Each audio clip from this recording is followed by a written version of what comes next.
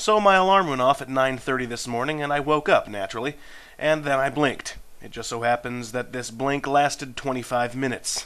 So there I am. Class starts in 5 minutes, and the walk to the quad alone takes an easy 12. I've resigned to the fact that I'm going to be late to class. It's interesting feeling urgency through haze. It's kind of like drowning and trying to stay alive. I got to my closet and automatically paused for a few seconds to pick out my shirt for the day before I realized, who gives a crap? There are more important things at hand, and it doesn't matter anyway because I'll probably just end up picking a blue shirt, and look, I picked a blue shirt. Walking into class late is something I've only done a few times, and as such I don't think I'm experienced enough to handle it properly. Do I apologize for being a speed bump on the road of the classroom, or should I just give an apologetic glance? Or should I pretend that I don't exist until I sit down and become part of the class proper? I'm fairly certain that, while funny, I shouldn't say things like, Alright, you guys can stop worrying about whether I'm going to show up or not. Interruption man, here to save the day. That's what she said. Did that fit with what you just said? No? One of these days that's going to work, and it's going to be hilarious.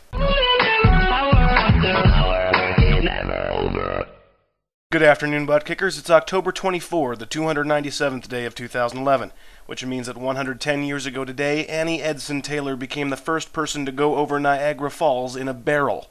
This, astoundingly, is somewhat of a tradition these days.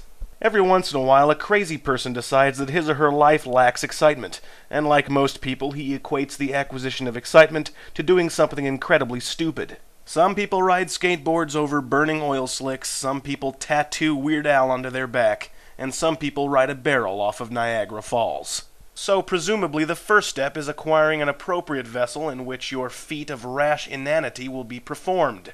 You have to pick a barrel that's roomy, and see if you can get one with a built-in bathroom nook, just in case the fear and vertigo bring on some biological urgencies. Even better, get a barrel that was once used to age whiskey, so if you ever need a little liquid confidence, all you have to do is lick the interior. Word of warning, don't lick the interior of the aforementioned bathroom nook. Now that you've picked your vessel, you and every person you've ever known or loved must sign around 3,000 waivers, so that in the probable event of your splattery death, no one can be held liable.